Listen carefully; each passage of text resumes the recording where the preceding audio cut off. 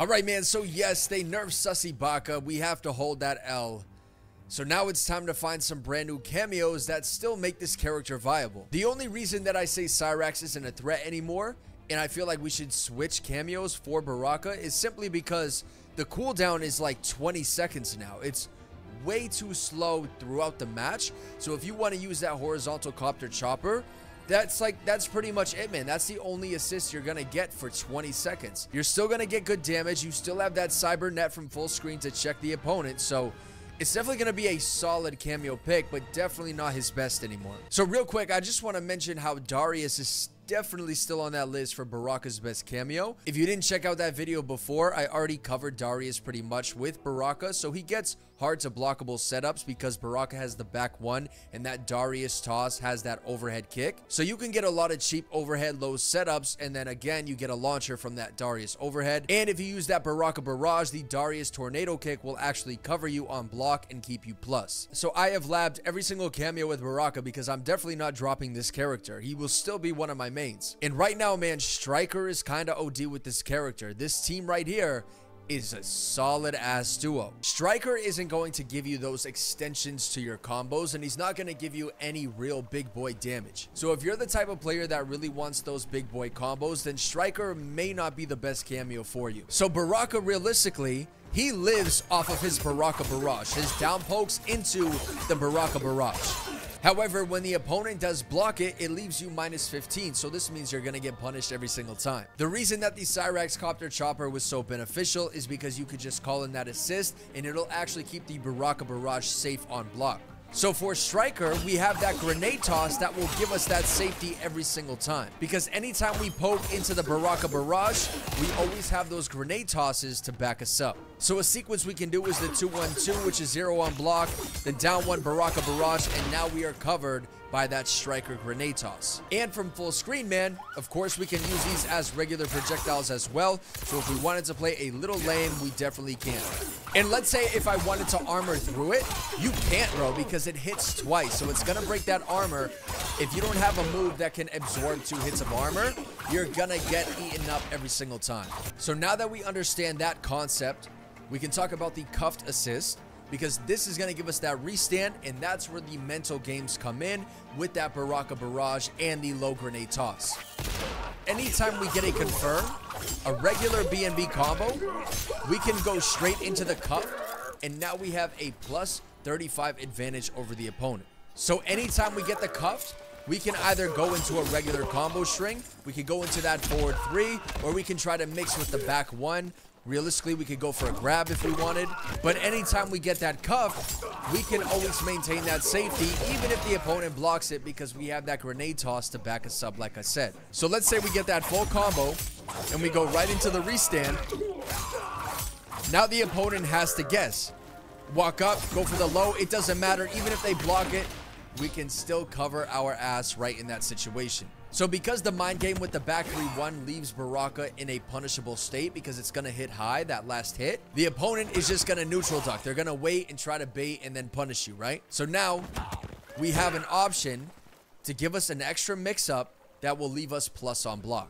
So even if we do that low, we can always check with the down 1, and we're already back into that exact same game plan with the grenade toss. So you can see how this is going to be very strong for Baraka. And then with the overhead version, man, we now get a low overhead mix-up that is plus 6 on block. So see the vision right there, right? So anytime the opponent is fearing of that back 3-1, they're going to try a neutral duck. So now we have the overhead, which is going to give us that hard knockdown, and we can now continue that pressure. And again, even if they block it, we're plus 6 on block. So our offense realistically never stops. It never ends. So just like Striker, man, Kano is another cameo that can cover Baraka's ass when he does Baraka barrage on block. So the Kano knives, man, we've all seen it before. It's going to hit twice, and it's too high projectile, so the opponent can neutral duck, like I said. But as I just said, after the Baraka barrage, we now have a way to maintain that offensive pressure because Kano's going to be there to back us up, man, every single time.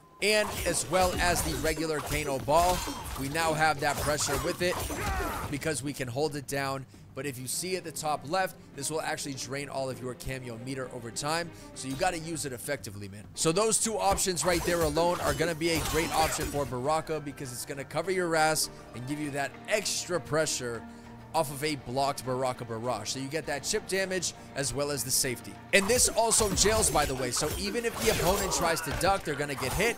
And let's say if I try to neutral duck after the overhead, I still get hit.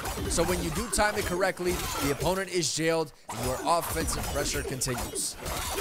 Now with the Kano ball, man, you can set it up after any special move that Baraka does. So let's say if I got a combo and I wanted to end in chop chop, bring them all the way to the corner. Well, now we have the Kano set up, so anything we do, we can now take way more risks because we have nothing to worry about with that Kano ball behind us to back us up. So Jax, man, is another cameo that I recently picked up for Baraka even before the patch, because the set play you actually get with this team is kind of ridiculous. So the most important thing with this team is that you can still get 40% combos. So we can do something like this, a basic B&B.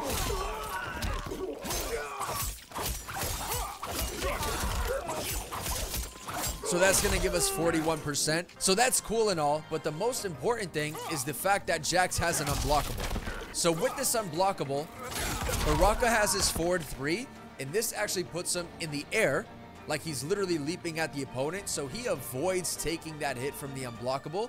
And if you time this correctly, you can actually launch the opponent. So it's kind of cheap. So anytime we get a full combo confirmed, and we end in the chop chop, let's say, we can get that unblockable setup, and now we get a unblockable into the forward 3 overhead launcher. You see how cheap that is? So now we can start our set play, and it looks something like this. Full combo, right into chop chop. That way we guarantee the setup, hard knockdown, and now it's a hard unblockable sequence, man. So this team alone is definitely really strong. I honestly think I might main this team. If I'm not going to main Jax and Baraka, I'm definitely maining Baraka and Striker. And let me try to show you something crazy too, because if you time it a specific way, sometimes it'll favor just the unblockable, so you won't actually get that launcher from the forward 3. And other times, Jax doesn't even hit the opponent, so he stays on the screen. So let me try to show you that sequence, right? We'll just go right into stab stab, forward 3. So you can see he stayed on the screen. Isn't that kind of cheap, man? So you did hit them. You hit them, but he stayed on the screen. I'm not sure why, but I'm not going to complain either. And let's say when you do call in that unblockable, and they just try to jump over it, you can bait it, and now they have to hold another unblockable. So definitely really strong in my opinion, man. And the last 2 points I want to make, man, is that Jax will actually give Baraka more health. So if you take a look at his health bar, he actually gets 1100 health now because of that Jax cameo. And a very important feature with Jax is you can actually amplify his grab. So you can see if we amplify twice, we get 21%. And let's say we baited the opponent with an empty jump in, and we got a grab. We get a 34% grab. So definitely don't up block against this team right here. So Cyrax is definitely still viable, but you have to play, you have to actually turn your brain on. You can't just get away with nonsense anymore. Darius is still a great pick in my opinion, like I said before, because you still get those hard to blockable setups, and you can maintain that safety after the Baraka barrage. Striker is definitely one of his better cameo options for right now, simply because of those reasons that I showed you. Kano will give you that annoying pressure, so make sure you take advantage of that. And then my man Jax is going to give you those unblockable setups pretty much guaranteed.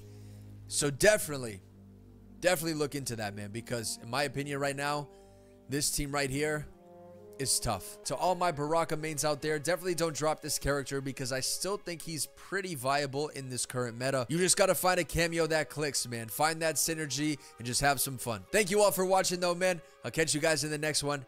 Peace.